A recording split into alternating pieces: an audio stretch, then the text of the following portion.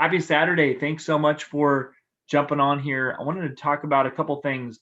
Talk about the market update and what's going on. I'm going to talk about escrow holdbacks, what to do if your house has some minor issues, and how to get a loan closed, and then a success tip about getting freed up and freeing up your time for better time management.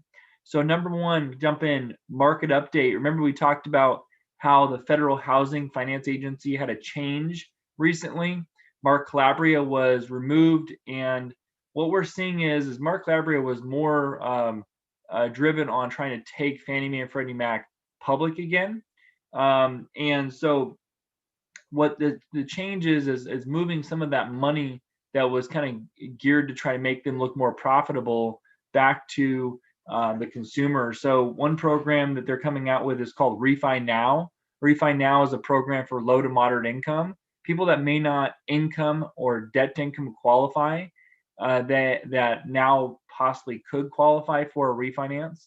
They're also removing some of the internal costs for a refinance from Fannie Mae and Freddie Mac to help it be more affordable as well. We are anticipating, and it sounds like there's some news of some pricing from Fannie Mae and Freddie Mac improving in the next 30 days or so for refinancing. The problem is they always talk about that, and then there's fluctuation in the market. So any improvement could be eaten up by any negative move in the market too.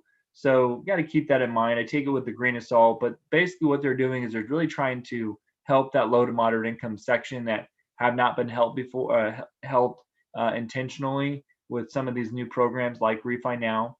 The other one is a huge thing. We had a really big success this last week with Escrow Holdback, and it reminded me to. I want to remind people about this program. So let's say you're going in to buy a house or refinance, and there's a minor issue. It has to be minor in nature, less than $5,000 to fix. What we can do is, let's say the appraisal notes that the house needs to be painted, or there's a minor issue with a bathroom, let's say.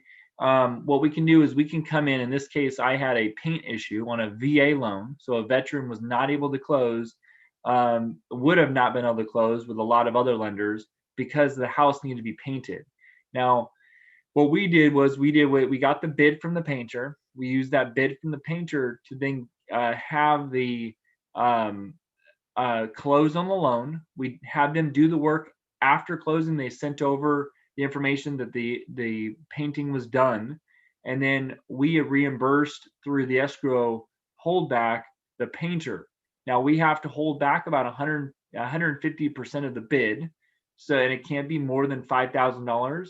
This is great for FHA and VA for minor issues. For realtors watching, just keep in mind, just because you may have a minor issue, but you have a really good FHA or VA offer and you really want to accept it, you want to help that veteran out, or maybe the first-time homebuyer using FHA, let's say, don't be scared to accept the offer. Just ask the lender if they have escrow holdbacks if you think there's a problem, or wait till the appraisal comes in, and if there's a problem there, then address it there too.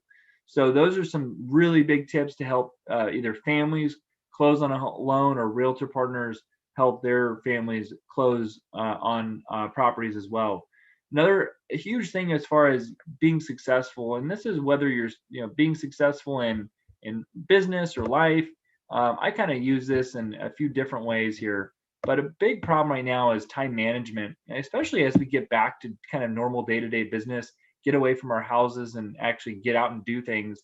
We find we actually have a little less time, right? So one thing to ask yourself, you got to ask yourself, what can I cut loose? So I made a not to do list in 2014, and it was a game changer in my life. And I keep re-looking at this, and something that I like to look at about every year, maybe every 6 months. What can I cut loose?